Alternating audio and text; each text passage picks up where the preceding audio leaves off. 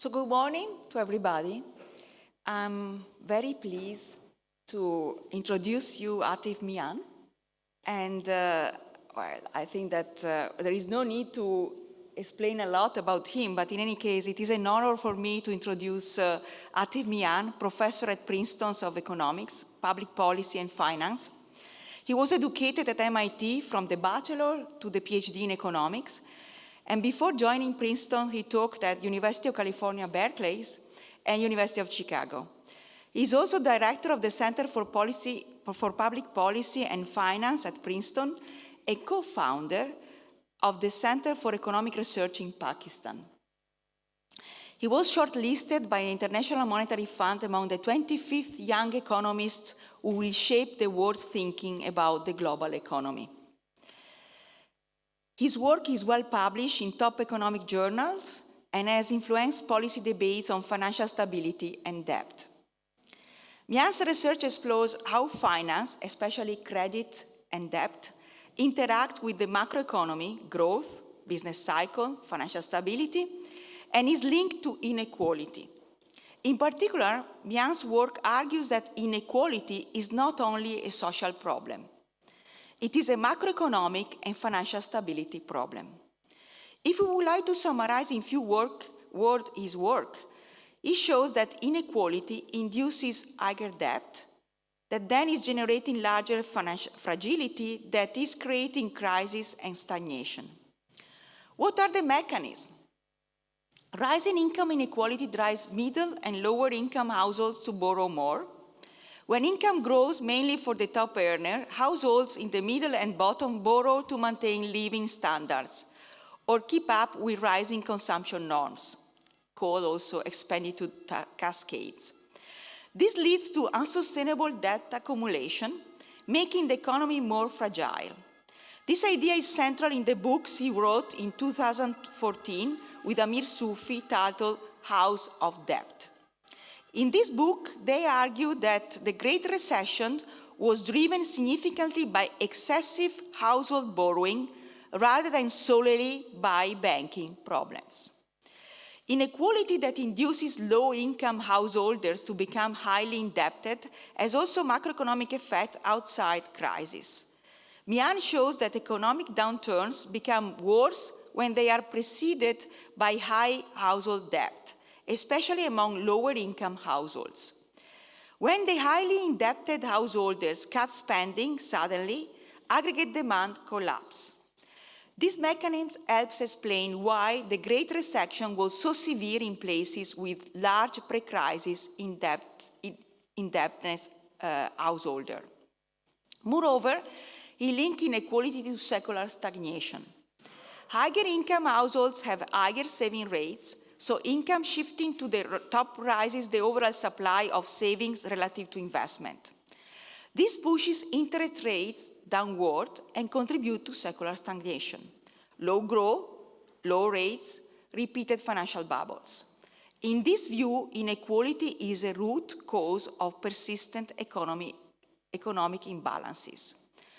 To conclude, his work is extremely significant because it brings together empirical data, especially on credit and debt, and macro financial theory, helping to shift how economists and policymakers think about the role of household debt in recession. His argument challenges some standard narrative, for example, just focusing on banks in the banking crisis, and instead highlights the demand-side issues and the leverage of householders. Because debt and credit are central to many so-called real-world economic problems, financial crisis, inequality, slugging growth, his work has strong policy relevance. We will debate some of these policy implications after his presentation on the hidden root of our debt crisis. And I'm not taking any more the floor. I think that we are all eager to listen about Atif, so the Atif, the floor is yours. Thank you very much.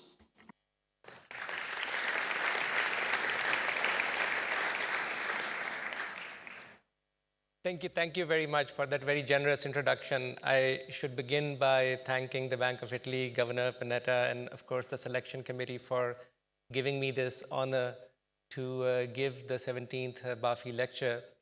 It's always a pleasure to be in this beautiful city. I can never just get over how absolutely beautiful the city is as soon as you come here. Governor Moneta and I were just talking about that maybe it's too beautiful, that people forget they need to work. But I was just coming from Sicily as well, and that's another reason to come to Italy. Is just an absolutely gorgeous and beautiful country. So thank you again for allowing me to be here. I'm going to talk about debt, which is an area of research that I've been focused on for almost 20 years now. And I'm going to start with one broad pattern in the macroeconomic data that I think is extremely consequential, but has surprisingly been overlooked in my view, both from a policy as well as from an academic perspective. And that is sort of the unmistakable and very persistent rise in total debt to GDP. This is true across the world. The chart you're seeing here refers to the US, which is obviously the financial center of the world. But of course, this trend has been true everywhere. Total debt includes private as well as government debt here. So households, non-financial corporates, plus government. It's been obviously it's cyclical, goes up and down, but that cyclical pattern shifted starting with the 1980s. Starting with the 1980s, there has been this persistent upward movement in total debt to GDP. And the question I want to start with is, why has that happened? We don't have good theories of that, as I would argue, but then I'll try to give some frameworks for thinking about a framework that can help us understand this pattern. But let me say one thing, or maybe a couple of observations about debt before I proceed further. The first one is, it's an obvious one, there's no such thing as net debt. Net debt is always zero by construction. For every borrower, there is a lender, and obviously that's true here as well. So there is someone behind all of this debt who is owning this debt. That's very important to know, that's tautological. The other observation I want to make, and that's not obvious from this graph, but it's very important, and I'll come back to it again and again during the course of my lecture.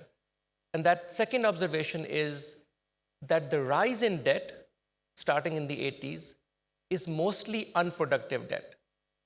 By that, I mean it's debt that has financed consumption expenditures as opposed to investment expenditures.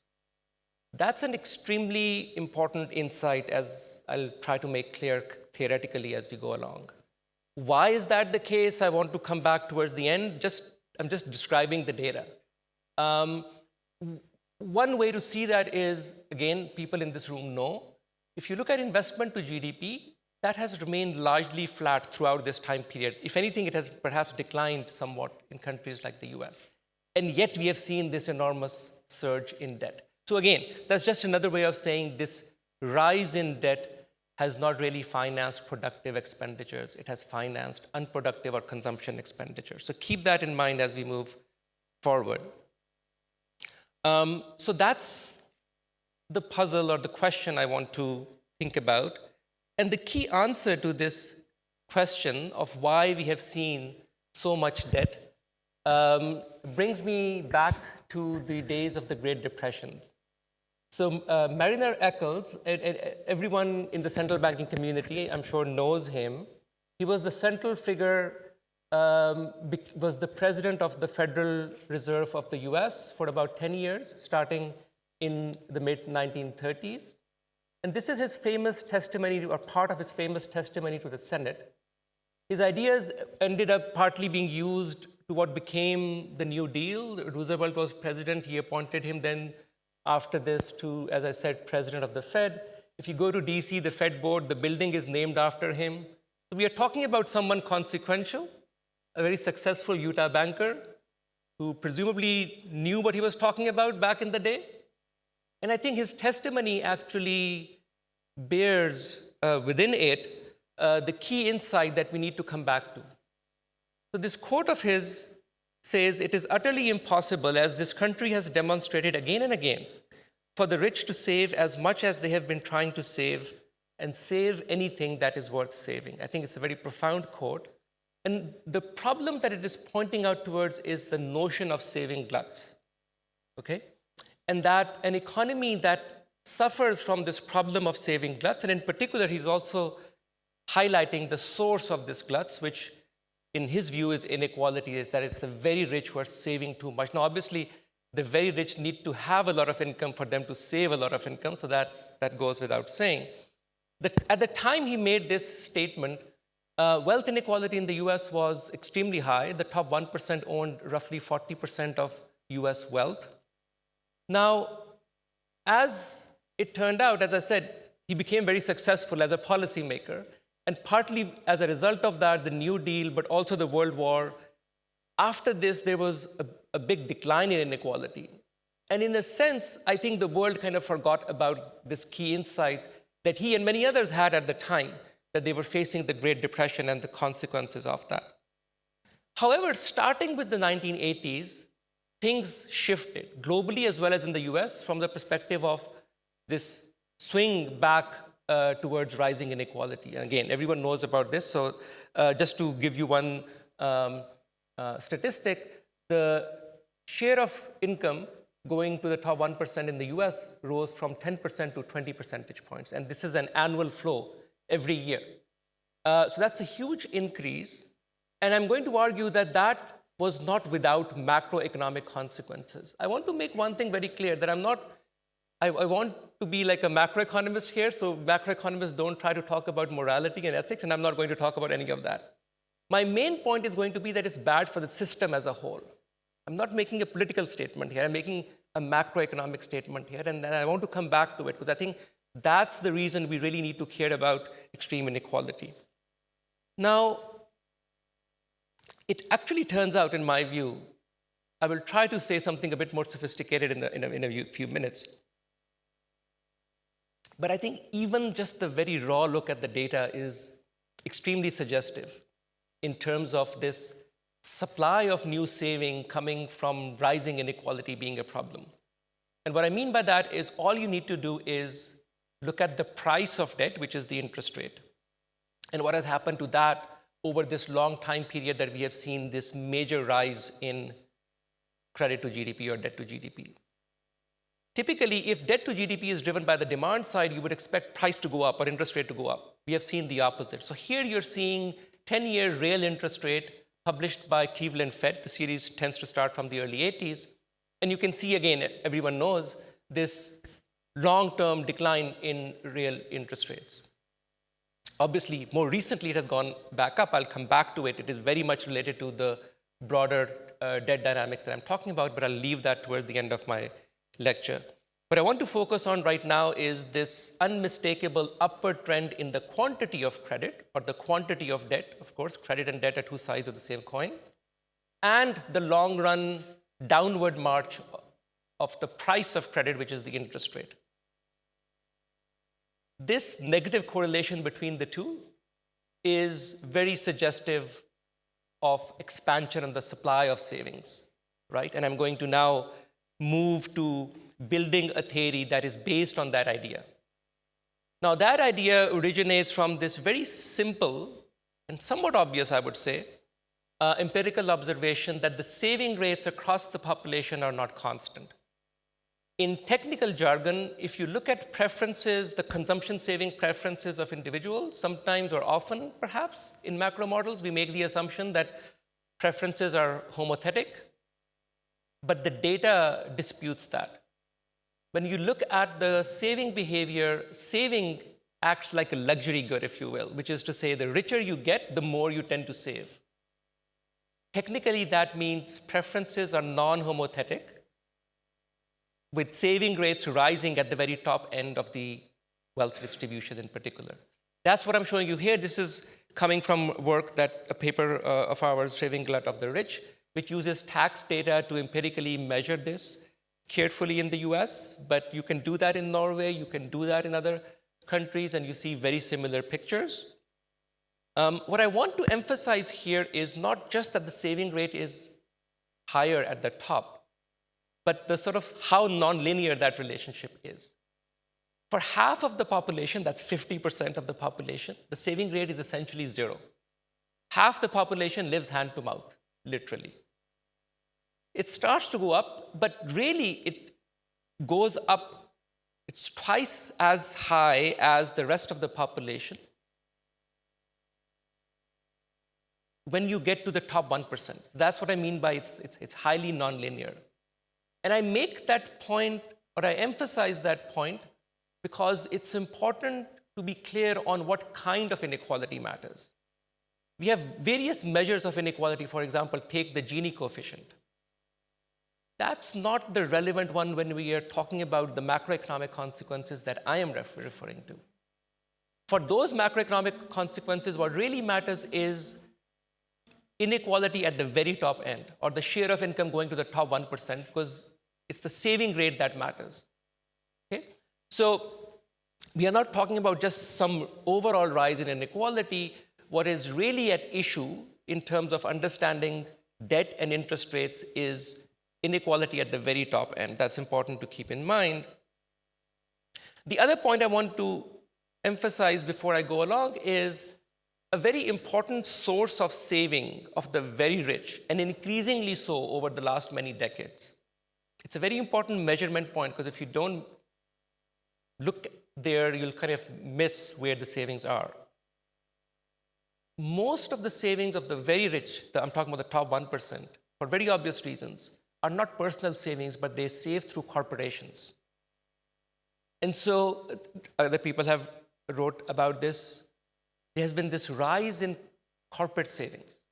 Corporations hold a lot more cash and financial assets on their balance sheets than they used to. People have talked about it, but one reason for that is that the owners of that, which again tend to be the very rich, it's advantageous for them for tax purposes to save inside a corporation as opposed to taking it out as payout or dividends. And so it's all part of the same broader trend that I'm emphasizing here, the rising inequality, the tendency to save at the top 1% that has driven this rise in corporate savings, among other things. What has been the consequence of this? The most important concept you understand as a macroeconomist is A, general equilibrium, and B, supply equals demand. Or they are both the same thing, one and the same thing, right? So when I say rise in saving, that has to be absorbed somewhere as either investment or someone else's dissaving. That's it. It's a tautological statement. It has to be that way. Otherwise, the economy collapses. We call that a liquidity trap in macro jargon. So let's try to trace what has happened to these savings of the very rich. That's the exercise the other exercise we try and do in that paper, Saving Glut of the Rich. And so what I'm doing now is I'm splitting saving across the wealth distribution. And all I need to do is show you the top 1% versus the remaining 99%, which is the red line versus the blue line. The way to read this graph is, if you see the red line going up, that is debt as an asset. So they are accumulating debt as an asset, or they are lending. Okay, if the line goes down, you are borrowing or you are dissaving. And everything is as a share of national income. Just think of that as a share of GDP. And so the big sort of fact that stands out, these are 10-year moving averages I'm showing you. The big fact that stands out is that for about 2 to 3, or maybe 2.5 decades, you see these two, the savings of the top 1% and the other, they're sort of tracking each other. They're growing proportionately, if you will. But something shifts starting in the early 80s. And you see the total saving, this is total saving coming from the top 1%, that's the red line. It starts to rise up. And again, I want to emphasize that these are net debt positions. So these are accumulation of the net debt as an asset position for the top 1%. So they're holding more and more debt. They're obviously lending to someone. So who are they lending to? That's the blue line. They are lending to, or on the flip side, The people who are dissaving relative to what they were doing in the 80s are the bottom 99%. Now we can go further into them, and it's really not the bottom 0.5%, because remember, those are just hand and mouth. It's really the middle class and upper middle class of the US that goes through a debt binge during that time period. This is what we studied when we looked at the Great Recession and we looked at the consequences of that and so on. Notice that the blue line is dipping a lot more than the red line is rising. Why? Because that's the global saving glut also feeding into the US, and so they are borrowing actually a lot more than the rich are saving. But I want to make that important point because I think it's, again, an underemphasized point. Global saving glut, people like Bernanke have mentioned, because you just see it in the current account, in the statistics that all of us are used to. But just because we don't call the rich and the not so rich, we don't call them different countries and don't have current account, doesn't mean that we don't have similar imbalances within the country and society. This is decomposing. And if you look at the magnitudes, it turns out that, and this is what we are calling saving glut of the rich as opposed to the global saving glut, that the saving glut of the rich is of very similar orders of magnitude as the global saving glut, okay? Just as a sort of a measurement point, if you will. But the other important point I want to emphasize is that if you go further into what is behind the global saving glut, I would argue that it is partly the same saving glut of the rich showing up as current account deficits and surpluses, because again, capital saving has to go somewhere, okay? But I'll come back to that a little bit later. Okay, so this is now, hopefully, it's starting to become a little clearer what I said in the very beginning, that this rise in this debt has been funding unproductive expenditures. And here you can literally see that it's funding dissaving and hence consumption expenditure of the rest of the population in the US, in this particular example. Now, again, like I said, we are macroeconomists in this room today. So we don't care about whatever distribution. What we care about is the macroeconomy. And so you, if you were like me, a macroeconomist, you would say, so what? Why should I care? This is just markets clearing themselves up. Someone wants to save and another one is dissaving, and hence the market clears. What's wrong with that? So let's push that argument. So now I need a framework. So now I'm going to switch to theory. And I'm going to talk about this paper that I wrote with Ludwig Straub and Amir Sufi, which sort of goes theoretically, thinks through the consequences of this kind of saving gluts. The only point of departure or the only assumption that matters to understand this framework is the one I've already mentioned, which is we only depart from standard models in one way, and that is preferences are non-homothetic. And so the very rich save at a much higher rate. That's it. Otherwise, it's a very standard model. And all we then ask is what happens to equilibrium interest rate and the amount of debt that the economy has. And those two variables are what you are seeing on the two axes. So on the y-axis, it's the equilibrium or the natural interest rate, if you will, is on the y-axis. And on the x-axis is the amount of debt, and which is the same as the amount of assets in this economy, right? Debt is, again, the other side of that is assets. So that's on the x-axis. And I want to start, and by the way, the other thing is the dotted line is this idea that any economy has some effective lower bound or zero lower bound, if you will. That is going to become important very soon. So that's why I'm highlighting that. Let's move forward. And now let me draw the supply curve of savings in this economy. And the key insight of this framework is that this supply, the curve, this is the long-run supply schedule of savings, indifference curve, if you will. And the key insight of this very simple assumption of non-homothetic preferences, which again is I want to emphasize, it's like the most obvious assumption you want to make because the rich do save at a much higher rate. A consequence of that is that the saving supply schedule is downward sloping. Typical models that we write down, like the Ramsey model and so on, they have this as a flat line, but that's not true in the data. Why is it downward sloping? Because if the economy or the savers, if you want them in equilibrium to hold more assets, which is to say they are wealthier, they will be a lot more patient because that's what non-homotheity is.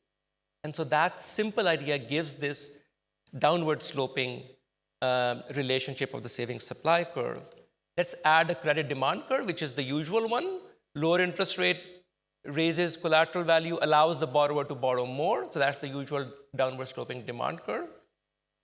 The equilibrium or the natural rate of interest, R star, is given in this economy, in this example, by point A. All right? And this economy is in full equilibrium. It has some debt, which is, again, the vertical line dropping from point A. And it has an R star, or the interest rate, the horizontal, from point A. Now, let's conduct the thought experiment that I've been talking about from the beginning of this lecture, which is inequality rises. So imagine in this economy, so think of point A as like 1980s, if you will. And imagine that there is this rapid rise in inequality. And particularly, remember, the inequality I care about is the top 1%. It's really about the Jeff Bezos of the world and so on. When you raise that level of inequality, what happens in this framework is that the supply curve shifts inwards, okay, which is the new dotted line, red dotted line. And as a result of that, you move from point A to point B. The green is showing the transition path. So two things happen. You have this an expansion in the saving supply, which is the shift in the red line. But notice, because the red line is downward sloping, now we have an explanation for both an increase in equilibrium debt to GDP and equilibrium reduction in interest rates as you go from point A to point B as a result of the economy becoming more unequal.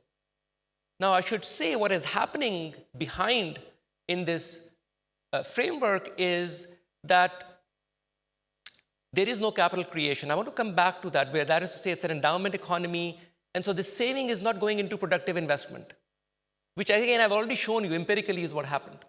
I want to come back to that because I think that's a very important question. But because additional saving cannot go into capital creation, it has to go somewhere, and so the only other way is it has to go to the non-rich people and convince them to borrow more through lower interest rates, and that's exactly what's happening in this economy. Is this clear? And so it's unproductive debt that is rising when inequality rises. Now notice the way I have rigged this diagram deliberately, B is still above the effective lower bound. So far, again, if you're a macroeconomist, you're like, so what? Full employment, nothing to see here.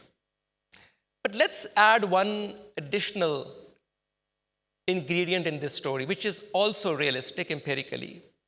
And that's the other interesting feature of this framework. The other big change, and this is happening because we are moving into this post-Bretton Woods era.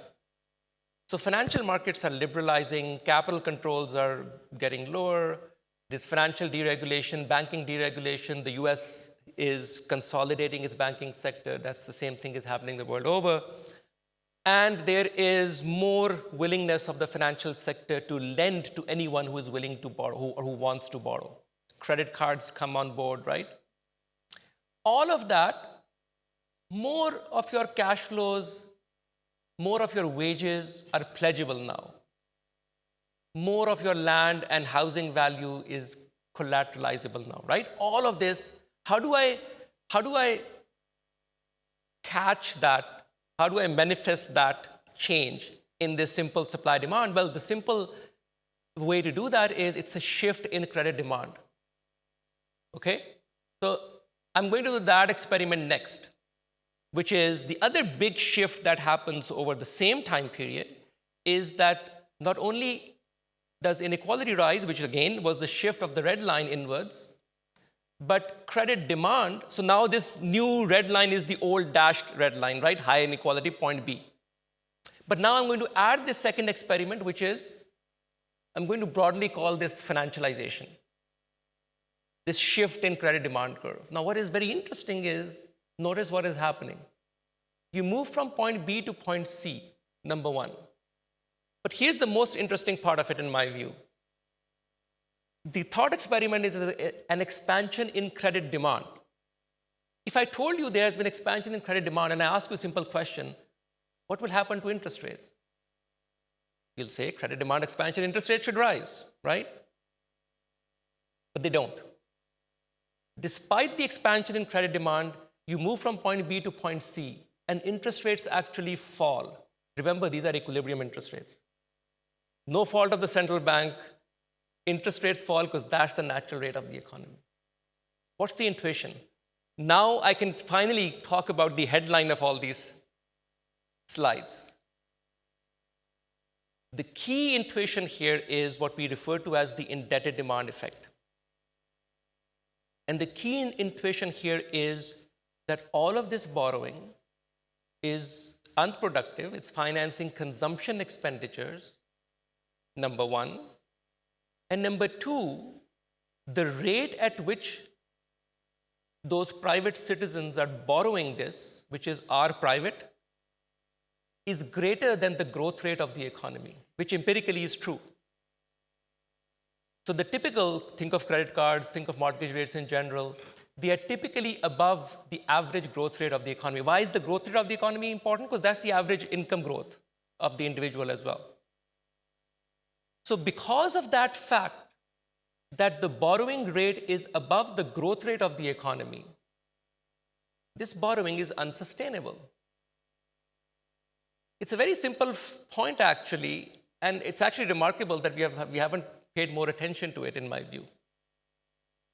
Borrowing, we talk about credit constraints at the individual level and so on, but in the aggregate, it's never sustainable because of this point, which is exactly if in the aggregate, you push more savings towards this borrowing class, which is, again, borrowing for consumption expenditures and borrowing at an average interest rate which is above the growth rate of the economy. Something has to give. And what gives is the natural rate of interest. The only way you can sustain larger debt burdens in equilibrium, because you can't have a world that is defaulting all the time. That's not a steady state. And I'm only talking about steady states here. So the only way, and so now we have a framework where both because of this rising inequality and rising financialization of the world, we have this dynamic kick in. And notice the transition path, which is the green line. When initially there is this boom in financialization, interest rates tend to go up. When you solve for the transition path, the short-term effect is what all of our intuition would suggest. But then the indebted demand force kicks in, and it puts downward pressure on interest rates. Okay? Now, let me, as one side remark, because we are sitting in the central bank, I want to make this observation, which I think is quite important, actually. There's an important lesson for monetary policy here, which is we have a separate paper. Actually, I'm going to present that paper tomorrow. So for those of you who are interested, you can come. That's a plug for tomorrow's seminar. But if you look at monetary policy, by and large, one of the important ways monetary policy has had an effect on the real economy is by encouraging more borrowing, actually. So through the debt or the credit markets. And that, of course, stimulates the economy in the short run. But if that debt is for unproductive consumption expenditures, that expansion is going to be short-lived. And central banks will find themselves sort of chasing after their past acts, so to speak. To put it differently, we say in the same paper, we talk about this important phenomena as well, and we refer to this as monetary policy having limited ammunition. The very clear reason why monetary policy. You can ease today, but then you'll have less space tomorrow. Why? Because you're pushing down the natural rate of interest through your own actions. So that gives you limited ammunition as a central banker. Okay, let's come back to the broader long-run story. So now we have moved from point A in the beginning to point C. Notice where point C is. It's below the effective lower bound. This is where we landed in 2008. We had exhausted private debt, and we hit the zero lower bound. The central banks did all they could, and it wasn't enough. And you're in a liquidity trap, which is you now have unemployment, so now we should care. All this talk about I don't care, you can't say that anymore. Because now you're below the effective lower bound, and even a macroeconomist should care, not just Bernie Sanders. And so now you need to care as a macroeconomist because you're below the effective lower bound and you have a recession in the economy, and it's a demand-driven recession. This is what Mariner Eccles in the quote in the very beginning was talking about. A saving glut. And there is too little demand, too little consumption in this economy. Okay, so now we have a problem. But let me now make, which I think is sort of an important conceptual point. This is not the typical Keynesian liquidity trap. A Keynesian liquidity trap is temporary in nature. There is short-term price rigidity, whatever, it's maybe the real burden of debt is too high because of price rigidity. So maybe you need short-term fiscal stimulus, but once prices adjust, you're back to the same old natural interest rate. And so I think this is the important point I want to make. I think one important meta policy mistake we made collectively was thinking we have a Keynesian problem. We did not have a Keynesian problem. It was much worse. We had a structural problem, which is point C here. This liquidity trap, and it's in this important way, it differs from the standard Keynesian liquidity trap. This liquidity trap is permanent in nature. You can never get out of it, all else equal. You're stuck forever. Because it is the natural rate of interest which is below. So what do? So that's it. We're stuck forever. Thank you very much. No, there's one. So there is one little trick that is left for this economy. And it is kind of the Keynesian intuition, but again, the reason is very different. That's what I'm pointing out towards, which is fiscal policy can help. But again, for a different reason. So now so this is what happens. So point C is 2008, basically. And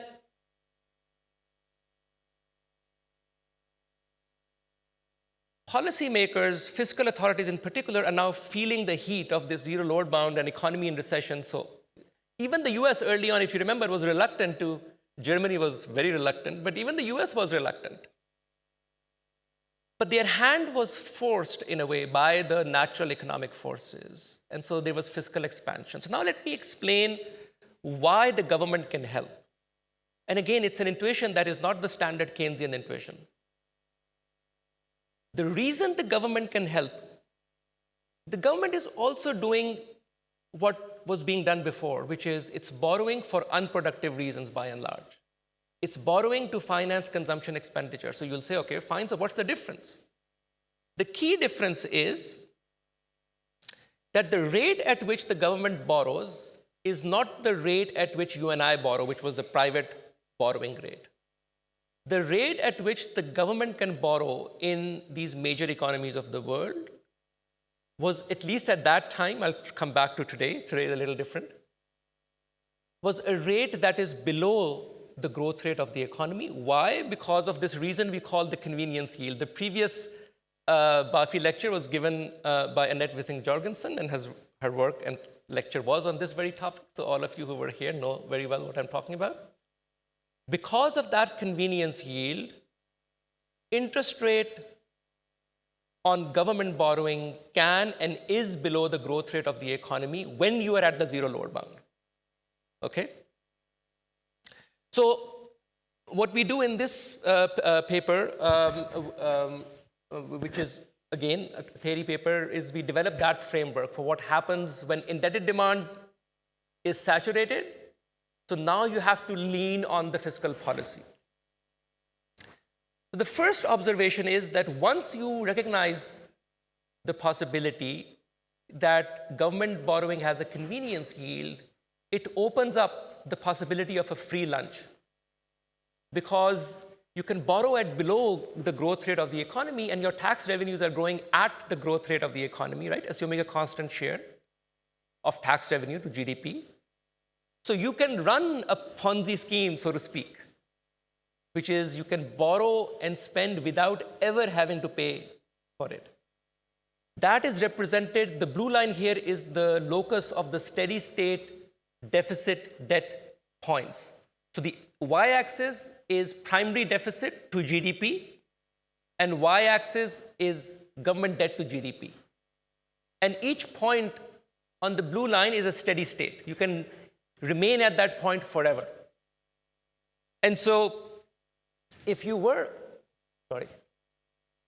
you'll have to just imagine that if you were starting from origin and you raise primary deficits a bit, what you'll do is that these gray arrows is the transition path. You'll go and you'll hit and sit on the locus, which is the blue line, and sit there forever. So that's a stable point. So you can raise government spending without ever having to pay for it in the form of either higher taxes in the future or lower spending. So that's free lunch. So there is a free lunch. Okay. But this is an economy, the blue is an economy which has no possibility of an effective lower bound. Imagine that I make this economy much more unequal. So now I'm again doing that thought experiment. This is before 1980, the blue line. What happens when this economy becomes a lot more unequal? What happens is this debt deficit picture shifts outwards, and there is a kink, which is the red line. So now I'll explain these two things, the kink or the red line and why the locus expands. Let me do the easy part first. The debt deficit locus expands because higher inequality means there is more willingness to hold government bonds. Because remember, the rich want to save. So that greater willingness to hold government bonds, all else equal, increases convenience yield or reduces interest rate on government bonds, which allows the government to spend more forever. So that expands fiscal space. That's the outward shift in this locus.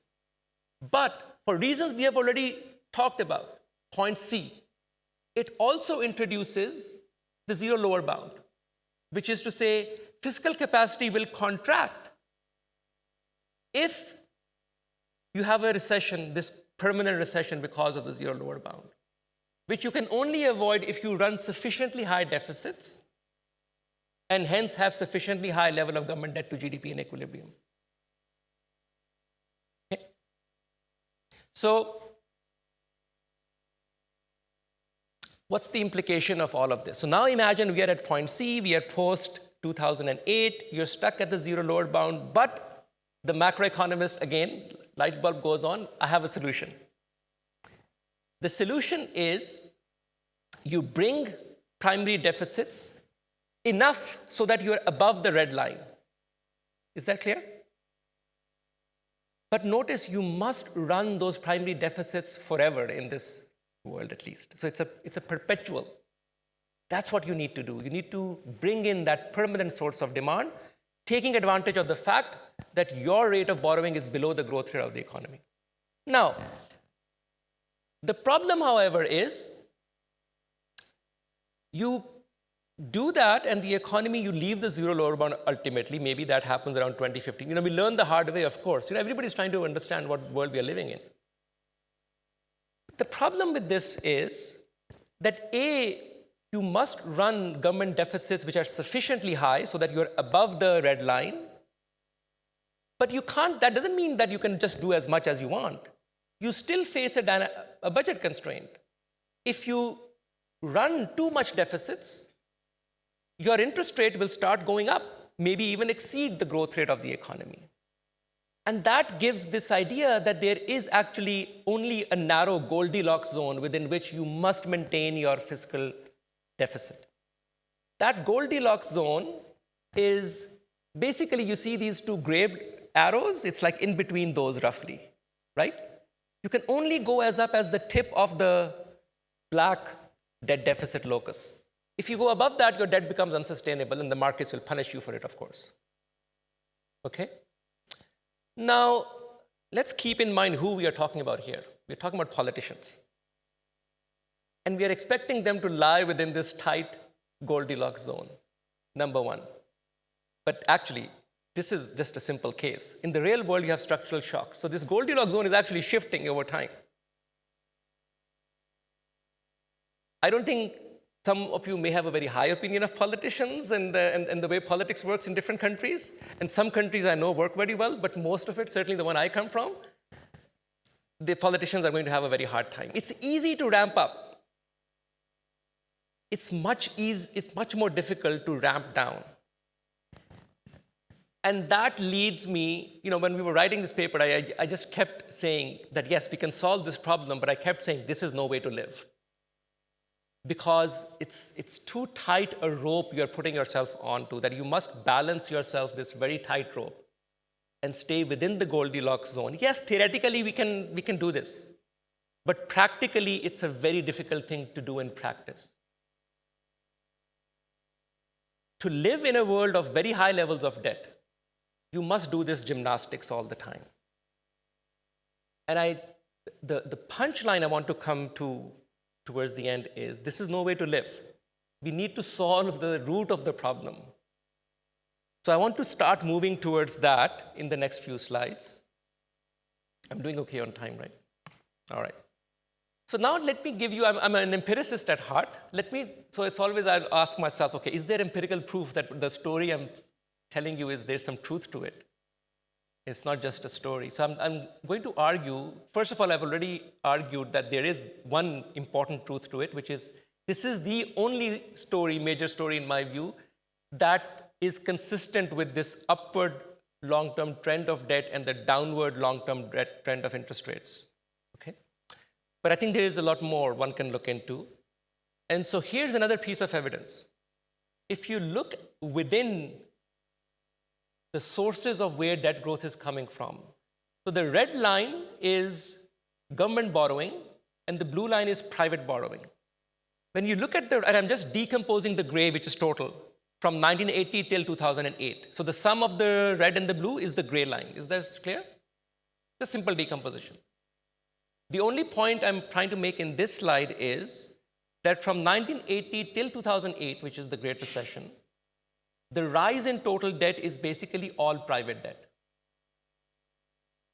which is exactly what the indebted demand story was saying, that this is just private markets, and the central bank has to stay out of it, the fiscal authorities can stay out of it, and just let the private markets do whatever they want. But R star is going down all this time, and when 2008 happens, yes, there is stuff that people do, over borrow and over lend, and I wrote a lot of papers about that as well. But that's a bit of a sideshow, actually, in the long scheme of things. When you hit zero lower bound, now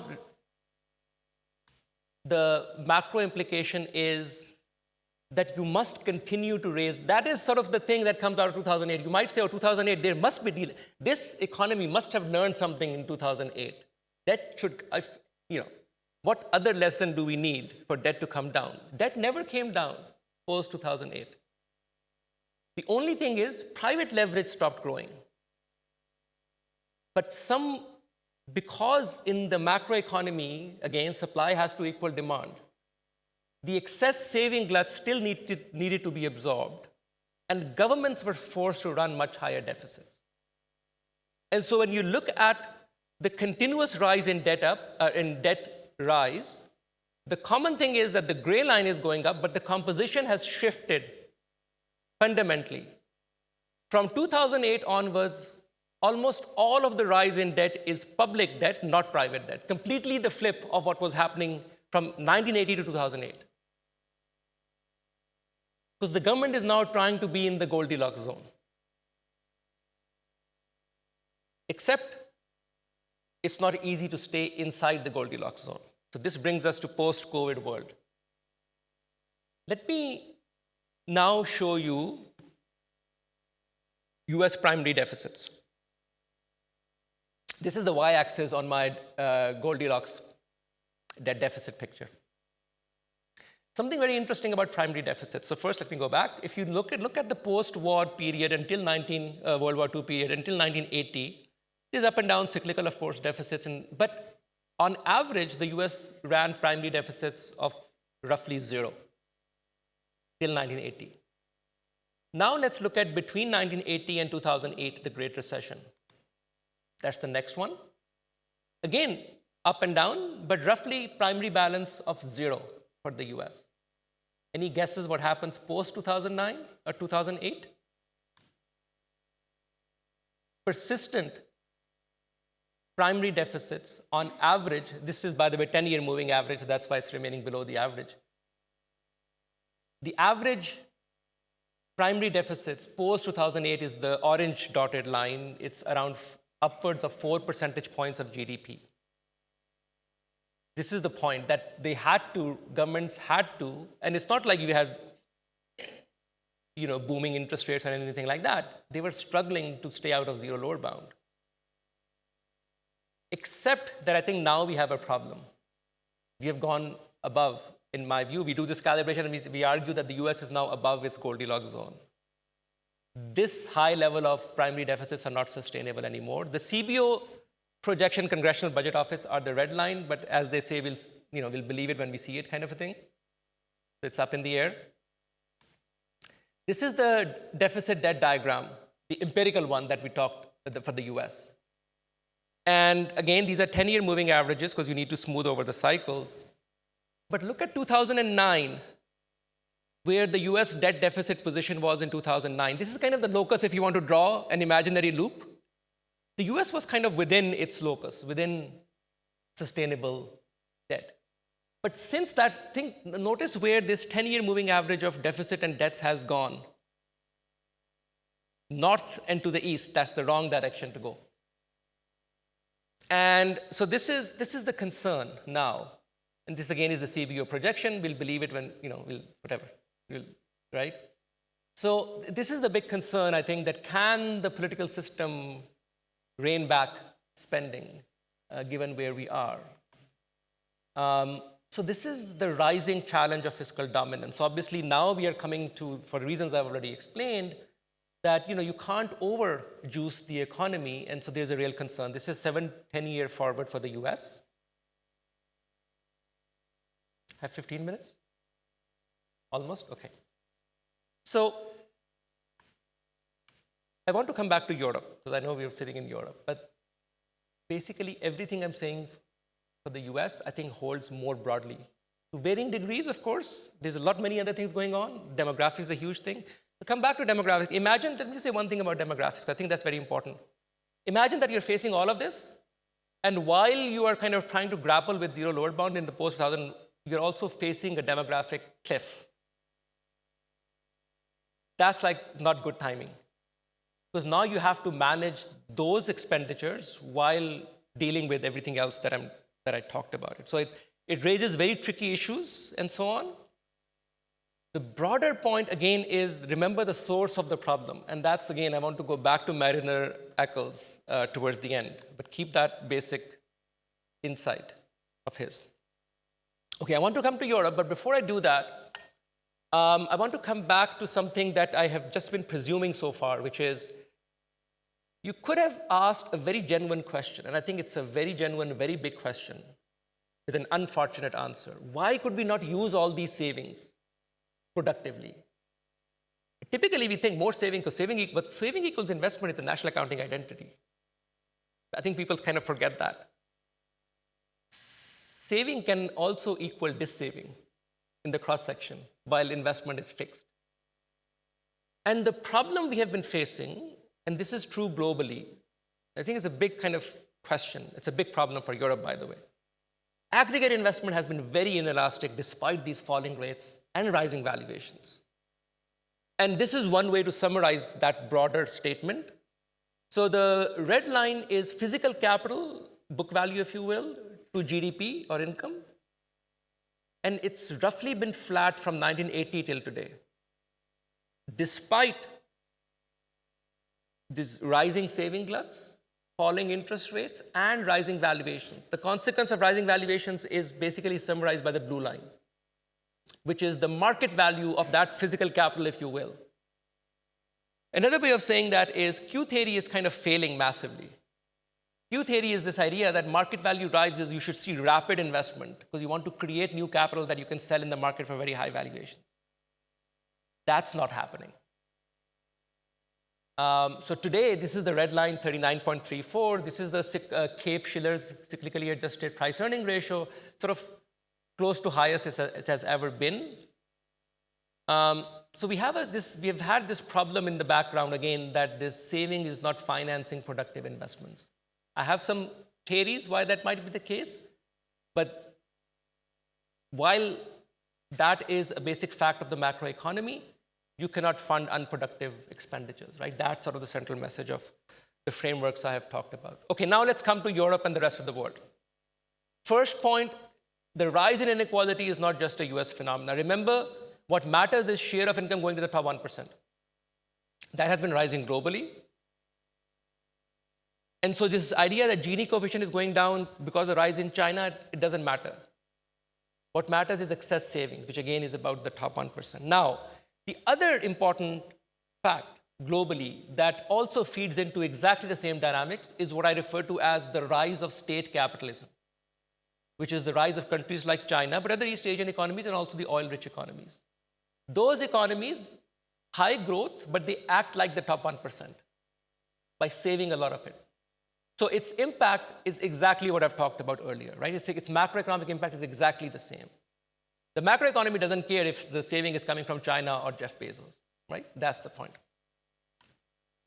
Now, let me quickly turn to Europe and try to convince you that the same forces have been at play. So let's start with UK.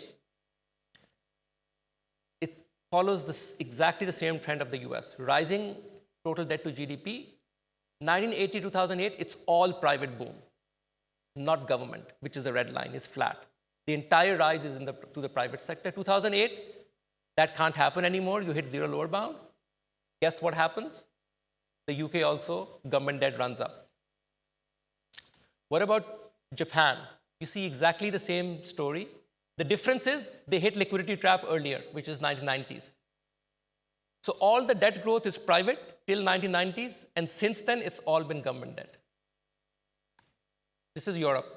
This is the average of the big 8 Eurozone economies. And you can see, so here the starting point is joining of the Euro.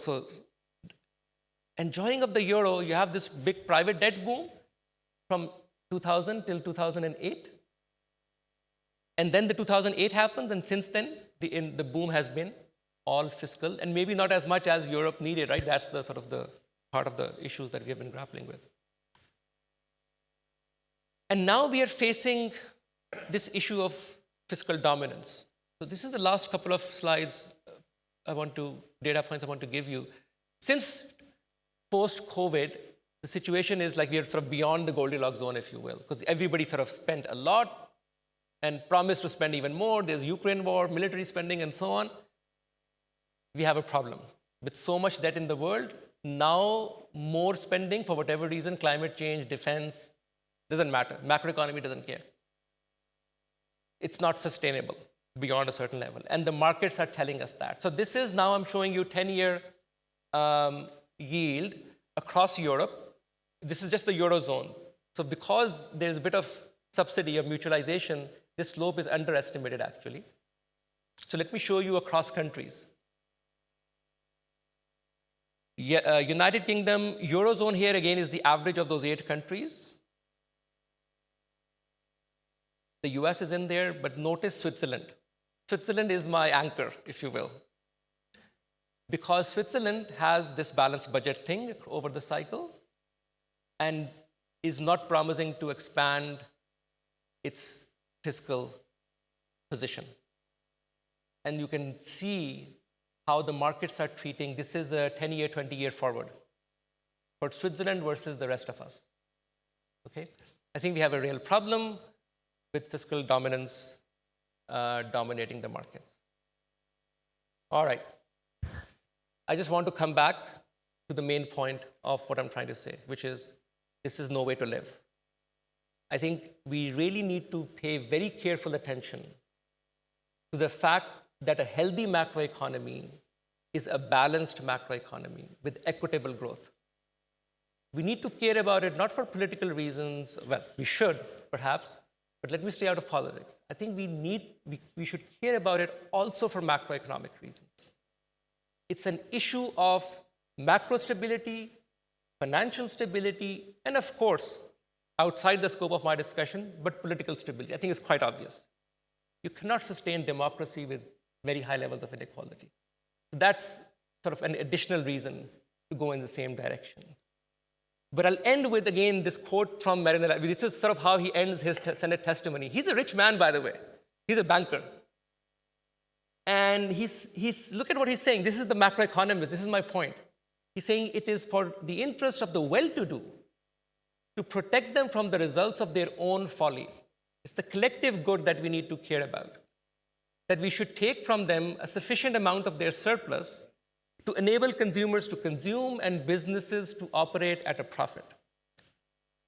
This, by the way, is another very important insight. I didn't have time to get into that, which endogenizes the supply side for the macroeconomists in the news. But importantly, he ends by saying this is not soaking the rich, it is saving the rich. Thank you very much.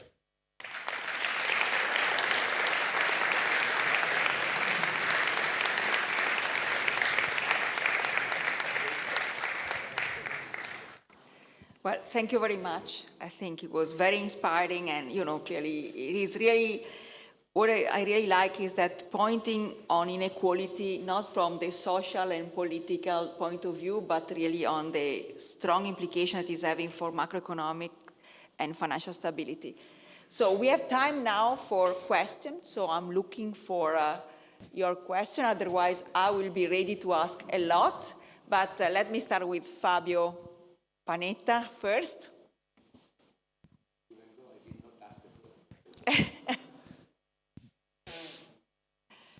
So yes, I guess I have to break the ice. First of all, dear Atif, let me thank you very much for your lecture, which offered extremely valuable insights.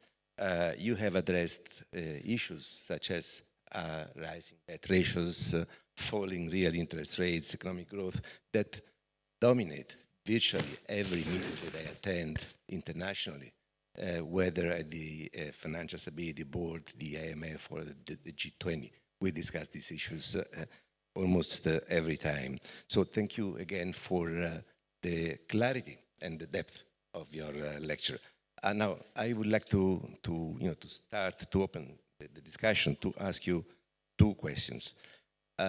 First, you argued that the root cause of the vicious, you don't call it this way, the vicious circle between the savings glut of the rich and falling real interest rates and rising debt ratios is income inequality. Your paper ends with a very stark warning, and I'm now quoting your paper. Until we address the drivers of inequality, global economic stability will remain fragile and continuously exposed to the risks of a deeply indebted world economy. Now, my question is, do you have any concrete suggestion on how to tackle inequality? Second, let me tease you for a moment, if you allow me, with a question that to be fair, no one, I believe, can answer with confidence today. How will artificial intelligence change the picture? In theory, AI could create profitable investment opportunities, because your story is also a story of lack of valuable investment opportunities. So AI could provide us with those profitable investment opportunities, boost productivity, and mitigate, at least mitigate, some of the underlying dynamics. But at the same time, AI could also disrupt labor markets, increasing inequality, so pushing in the opposite direction. What is your view of the potential effect of inequality on the story you just told us? Thank you. First, thank you so much for your kind remarks. I'll answer your AI question first, and you kind of answered it yourself. The most likely consequence of AI, whether it's we go to AGI or not, putting that aside, whatever happens is something serious. It's sort of, you can all see it, something new and important. But whatever its impacts are, it's likely to further inequality, right? I think that's fair to say. And so that is one consequence of AI, which again is, we are all kind of too enamored by, okay, will robots take over our jobs and so on. I think whether they do or not, even then, it will further make the financial system, for reasons I've emphasized, more unstable. Because it will sort of bring back this problem that I emphasize. So that's a genuine sort of issue that AI will bring back to the table. Your other question of what policy solutions to handle it, it's sort of too big a question for me to handle in its entirety. Let me try to say a couple of things. The first one is kind of what am I trying to do here? What I'm trying to do here is build a bigger, hopefully, consensus around the importance of tackling it politically. I think we need to, this is what I mean by understanding that we are all in this together. It's not soaking the rich, it's saving the rich. So partly because I'm just a poor macroeconomist, so no one listens to me anyway, so it doesn't even matter if I make a policy proposal, nobody's going to listen to it.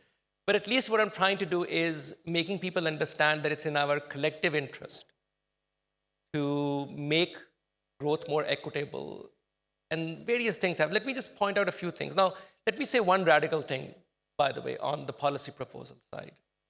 When you think through, it's one thing actually comes out very clearly from the framework, which is wealth taxes are not bad.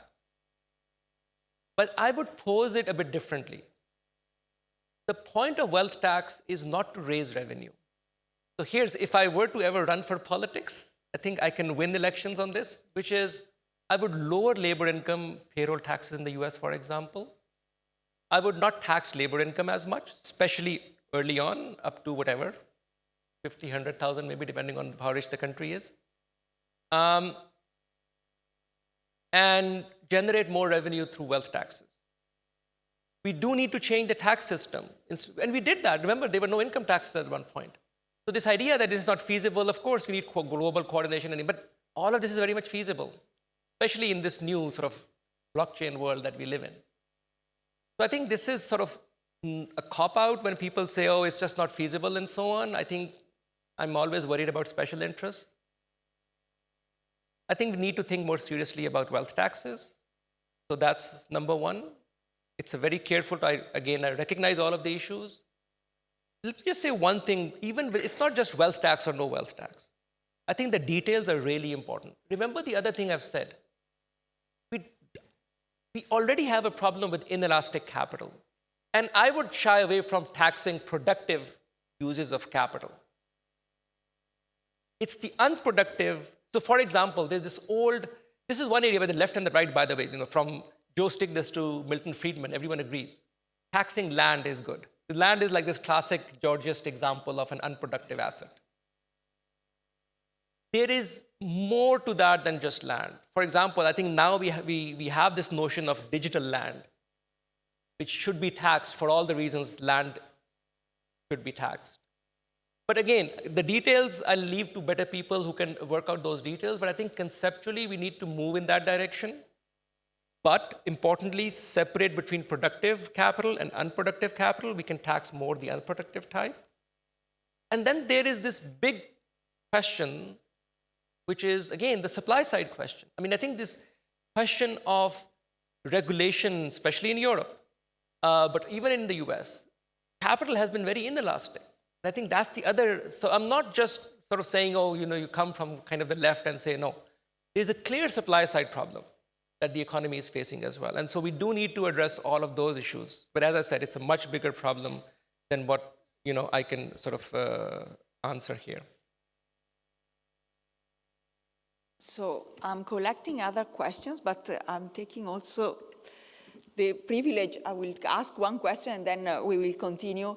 So, well, you are giving the suggestion that maybe the inequality can be solved from a fiscal policy. My question is how inflation can help eventually, to move, to solve the problem, and then we go to...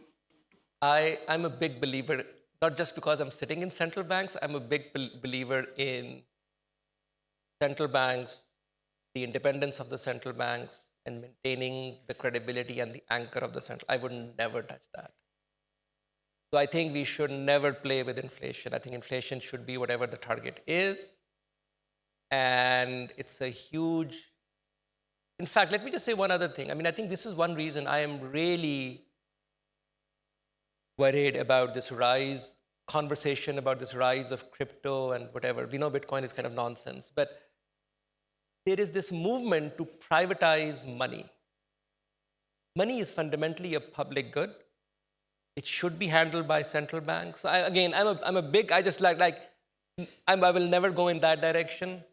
Of course, exposed, there are reasons through which it happens and so on. I don't think those are good reasons. I mean, partly what is happening now is markets were fooled once post-COVID because of the surprise inflation. They don't want to be fooled again. That's one reason why you're seeing forwards go up.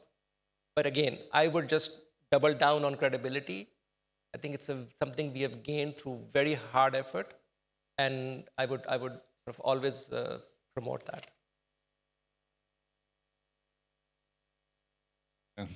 Atif, for the really insightful lecture. I would like to pose your analysis in a different perspective. In some way, you emphasize debt problem, right? But you say very insightfully that debt is an asset. So it could be an asset story, sort of more monetarist view, that you need certain security for means of payment, store of value, and some point was the private sector doing that. Turned out they fail, and then the public sector came and did that, right? And yeah, that could be also a benign story, I would say, because at the end of the day, if the economy needs those securities, those are, who cares whether they're unproductive or unproductive, they are needed in that features. And so they are productive in some way because people demand them for those reasons. I wouldn't care whether they go through investment directly, they may go indirectly, right?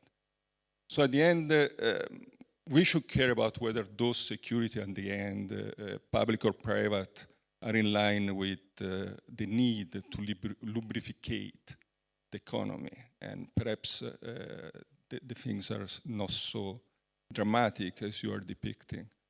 Relating to, and this is a question also related to sustainability. Sustainability has to do with either you're sustainable, you're default. I didn't understand why in your model instead you don't default. Perhaps because there is the guarantee of the treasury. But then who guarantees the treasury? So that's the other question. And this goes to Loriana issue, in a sense. It's not that central bank can really target inflation if at the end of the day all these securities are so large with respect to what the economy can really sustain. So it's a general equilibrium result that inflation is going to come, irrespective of what central banks are going to do. So the problem is who guarantees what? And then just a good argument for private currency. Maybe those are going to be free of financial domination or fiscal domination, and that's probably why those people are. It's a project that could be more interesting. Thank you very much. Yeah, no, thank you, Pier Paolo. All right, so let me start with the sort of the who guarantees what sort of a question. I completely agree. This is why partly why I said this is no way to live. Because I really value the credibility that the central banks have gained and so on, number one. And at the same time, I absolutely recognize what you said, which is, what can a poor central bank do if the government will not behave, right? And I think that's what you're pointing out towards and what you're, of course. This is exactly what so I'm with you. I'm like saying, look, so we cannot have a system where the governments are out of control and then somehow central banks can do some magic. Of course they can't. They live in the same, and of course they have political pressures, as we all very well know, certainly in the US. So this is exactly part of my motivation is to say, look, we cannot try to absorb these imbalances through either monetary or fiscal stances. The ideal world is where it organically happens in the economy. Saving goes into investment, and that's the end of story, right? Into productive investment, and that's the end of story. And I think we have moved away from that balance. That's sort of my central thing. We have moved away from that. And so one thing it's useful, you reminded me of one point I wanted to reiterate, which is again related to Keynes. We are not in the Keynesian world. These are structural problems. This idea that you can just throw fiscal and monetary policy. You can throw fiscal and monetary policy at cyclical issues. You cannot throw fiscal and monetary policy at structural issues. That's the root. That's another way to reframe what I'm trying to argue here. Now, your first question on sort of, okay, why, this is sort of, I presume you're talking about the demand for safe assets style literature. I never really understood that literature, I'll be honest with you. Because, okay, let me take a step. I, of course, recognize, I love Peter Diamond. I love government's ability to, they can do this, these incomplete markets, they can issue, and they should do all of that, and it issues. But we were doing that before 80s or in 80s, and there was like, whatever, like, we had enough of that, in my view. And so this idea that over the last 3-4 decades, there is just some legitimate demand for safe assets that the economy craves for real productive reasons. I will just counter back by saying, give me the evidence. What productivity are you talking about? Right? From a real economy perspective. What productivity is linked to, if only I had more safe assets, more liquidity, I would fund this or that, from a real investment perspective. I would counter, we see no evidence of that. For example, big apples of the world, the Q theory, I've just shown you those graphs. These companies with these high valuations are sitting on piles of cash. They can issue as much debt as they want. They are issuing debt, but just to buy back stock, not to make real investments. So I understand this demand for safe assets, but I just don't, I'm an empiricist, I'm like, what are you talking about? In terms of what real productivity does it link to? And I don't see it unless someone can tell me a story. Good. Giancarlo? I thank you for the lecture. Can I push you a little bit on this distinction? Can I push you a little bit on this distinction between productive and unproductive capital? So the role of housing in this discussion, because we know housing, investment in housing, I think has been a big driver. So how do you see that? And the second thing is it a matter of productive and productive or a matter of rents? So if you look at the concentration in markets and the role of merger and acquisition and the drop in any kind of serious action in terms of, competition law and action. So the rich are rich, especially because they have been creating an enormous monopoly power, which incidentally from the aggregate perspective means less investment, right? Less. Yes. So can you? Yeah, absolutely. Let me take the rents question first. You're absolutely right. I mean, the key thing is, again, as always happens for exposition, you try to make things simple and sort of you're sort of brushing over a lot of important details. And one of them is this distinction, I think, that you're highlighting. First of all, if you were to force me to give a more precise definition of what I'm calling productive and unproductive, I will literally define it as the marginal return behind what you're financing. That's really what, and I think once you do it that way, then kind of that covers what you're talking about it. Investment in housing, here's the interesting thing. I know the US most. Investment in housing, and this is part of the Q problem. Investment in housing actually has been very little. We have just, most of the push towards more credit and lower interest rates has gone into making land more expensive and sort of the market value of land plus structures more. And something I have done in ongoing work, if you look at across the housing markets in the US, what you do see is a clear role of regulation there.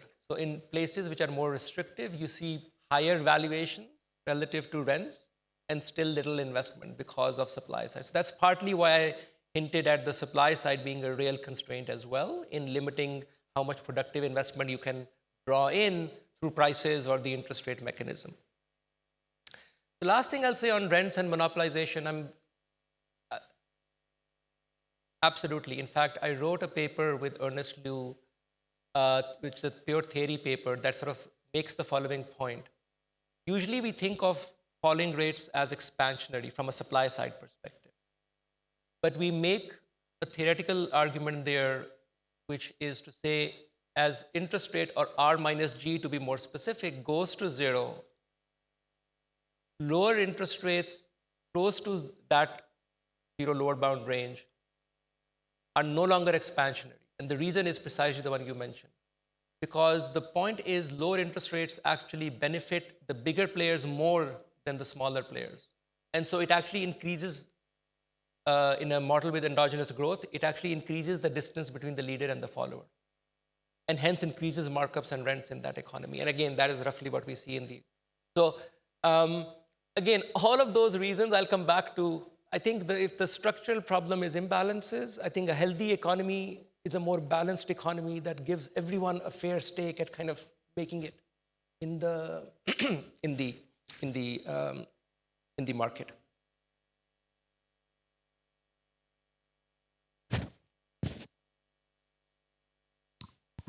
Thank you very much.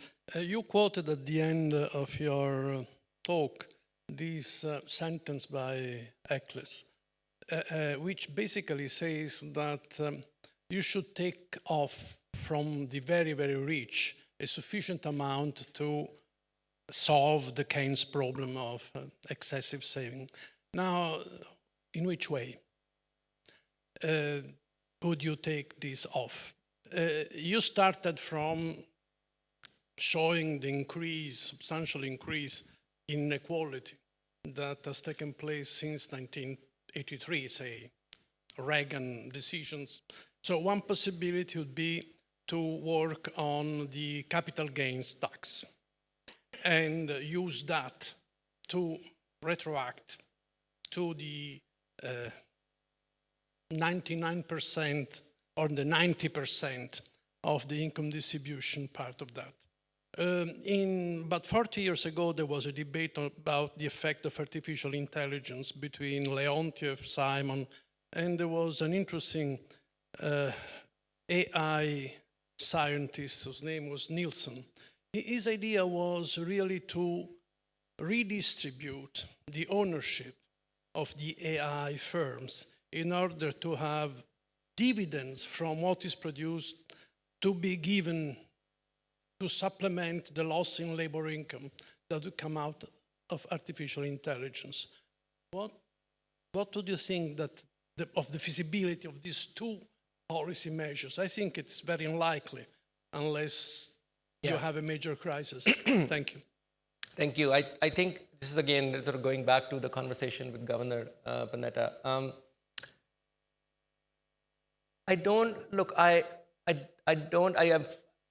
I fundamentally believe in like the beauty of economics, which says the sum is bigger than the parts. So I really don't like zero-sum thinking, and it's not that I want to take away from one and so on. Again, I want people to have as much money as they have earned. But it, again, these are the macro consequences, and so we need to, so I'd like to frame it more from the perspective of balance and equitable growth, that we need to move in that direction. That's number one. On the margin on taxation, I've already sort of answered one side, that I think labor income needs to be taxed less heavily and more unproductive capital in particular. What is the other piece which on taxation and related to your question, which is extremely important, and I think we've really done a terrible job at that, and I'll make statement very aggressively, is this issue of inheritance taxes.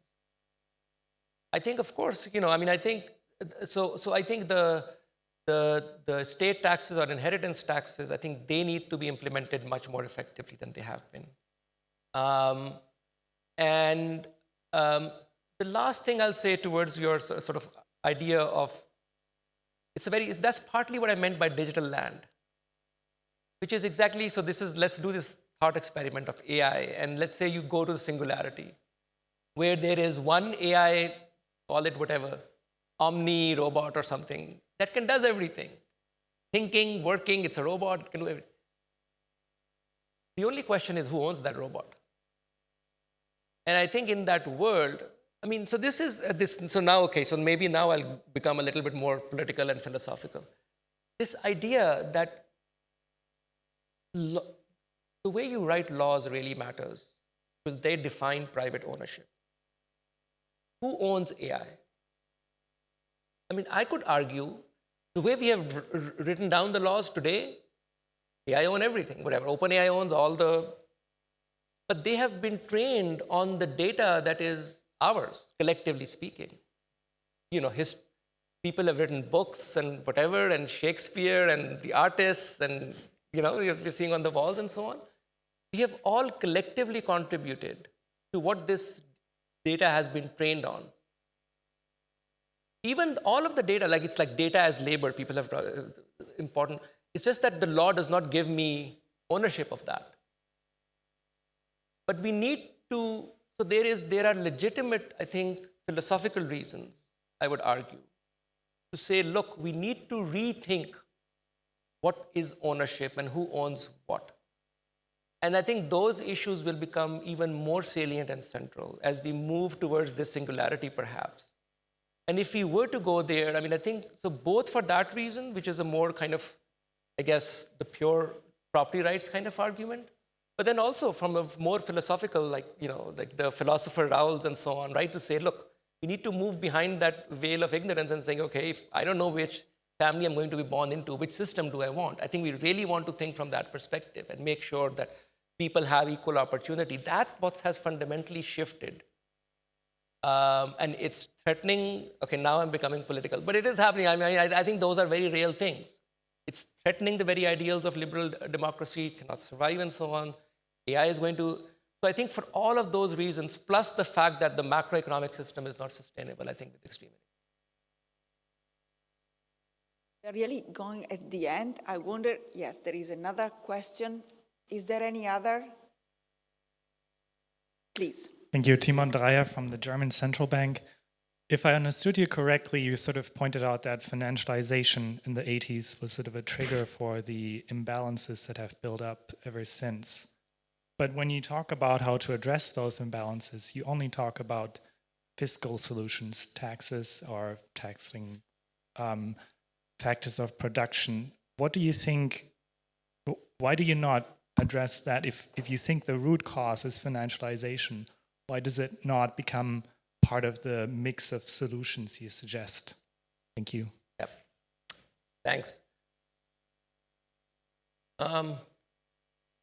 That's right. I was hearing, so I think one thing is very interesting, which is, I mean, you have to love Wall Street, because they are very good marketer, so everything is like financial innovation, financial deepening, like it's all like, but I think we have to, I'm always a bit cynical about everything.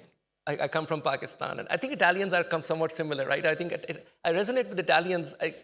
All the countries in the world, I feel most at home when I come to Italy. I don't know why. Maybe I think we think more alike than anywhere else. So I'm always a bit, it's like I need proof. This is what I was saying, demand for safe assets or whatever. I need proof that this stuff is actually doing something that is of value to the society. And that's the way I would just frame the broader question of financialization. So, for example, I do think that there are serious issues. Now, this becomes a tricky, and so it's not fully partly my domain, not fully. There's a lot of work that has shown, think of David Leibson's work, for example, that people can have myopic preference, at least some people can have myopic preference. There's a lot of literature in psychology that says, people, all of us in this room, certainly myself, I'm a very weak human being. I can be exploited in various different ways through the social media and so on, that I might sort of borrow too much at much higher, I may not understand it fully and so on. So I think there is a lot of that has happened. So for example, right now there's a serious problem of gambling, where people are losing a lot of money, especially among the young.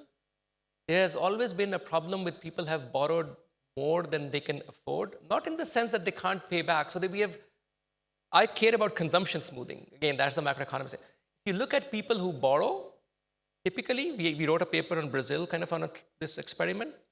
People who borrowed, they paid back. But by sort of garnishing their wages, their consumption actually fell. In fact, if you write down the simple Euler equation and all that, what you see is if the rate at which you're borrowing is more than your income growth, which typically is way above your income growth, your future consumption is going to be lower. And so I think there is this question of, okay, how do we, I'm not fully answering your financialization question, but I think there are these important questions because things are, the financial sector is too strong a lobby and so on. I see my role as, okay, we need to speak the truth at that sense. I think there's this real question of what is good, at least sort of what is valuable and what is good. And I think borrowing at very sort of reasonably high interest rates is typically not in the interest of the borrower, typically. And I think so guardrails need to be placed in terms of consumer protection and so on. At the same time, I don't want to interfere too much in the market. So it's a balance. It's not like I don't want to go to one extreme or the other, but I think there is a real reason to worry about a right balance on those. So we are taking the last question. I think it was there. And then, we are a little bit late, but I think that it's so fascinating. Good afternoon. Adrian Stan from John Cabot University.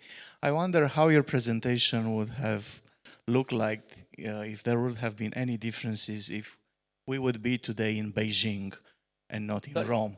In Beijing? In Beijing. And I'm asking this because, you can make an argument that Xi Jinping is trying to reorient the Chinese economy, and Western economies are using the word overcapacity. You use the word unproductive. And so, given all of this and sustainability, which kind of economy is more sustainable? Is the Chinese economy that's trying to reorient from the real estate bubble into manufacturing, or is the Western type economy more sustainable? Thank you. Well, thank you for that question. I didn't have time to talk about China, but I wanted to. China actually fits this framework quite well. Let me try to explain why and how. China is an economy, we can go into the whatever history, but the basic punchline is China has been exactly this kind of economy with the saving glut. Yes, its level of investment has been much higher, but its level of saving has been even higher than that. What has saved China, and you can see that in the data very clearly, is that the rest of the world, US primarily, was willing to absorb its surplus savings into all of this unproductive consumption expenditures, which allowed the Chinese to run this massive economy at a very high growth rate. Let me illustrate. On the eve of the 2008, which sort of started in 2007, early 2007, on the eve of 2007, China was running a current account deficit almost close to 10 percentage points of GDP. Those are unheard of numbers for an economy as large as China's. It was clearly not sustainable. China funded the subprime credit boom in the US in many ways, right? Okay. Now, but I'm not answering your question so far. I'm just sort of setting it up. What happens in 2008 is this zero lower bound is hitting and so on. And that is a huge external shock to China because where are they going to sell their product? So what do? This is very interesting. You see China then exactly pivot on what I've been pointing out towards, which is if the economy, because what they were unwilling to do and still are unwilling to do is a deeper conversation, but it requires political decentralization, which they are not, for obvious reasons, they are not willing to do. To generate organic consumption growth at the same pace as the economy is growing, they need to give more dividends and economic power to the people through social security and things like that. That was not done at a sufficiently fast pace. So their solution to the external shock that they received when current account could not be that high was that they started creating domestic debt post-2008. And China, till 2008, practically had no domestic debt. Post-2008, again, something people don't really talk about as much, China has gone on a private debt boom of a pace that we have never seen in the history of the world. The US pales in comparison, the 2000s, the big subprime boom, the pace at which Chinese domestic debt has risen. And in my view, the fundamentals behind that are exactly what I talked about here, which is they have surplus savings, they don't know what to do with it. And they are trying to absorb it through generating more and more debt, but they're hitting diminishing returns. That's why it's not a coincidence that around 2015, 2016, they end up with the real estate, kind of their subprime. But it's a Chinese financial system, so it's never going to have a Lehman moment because everything is cross-subsidized through the one sort of central authority, which they combine monetary and fiscal and all of that. But I think they're facing the same imbalances, actually. So I would give exactly the same talk in Beijing, but add a couple of more graphs. So thank you very much. We are running out of time. I have a lot of other questions also on healthcare, pension system, and so on, how this can be included in your framework, but I think that, we are already 10 minutes late, so I want really to thank you very much. Thank you very much. Thank you.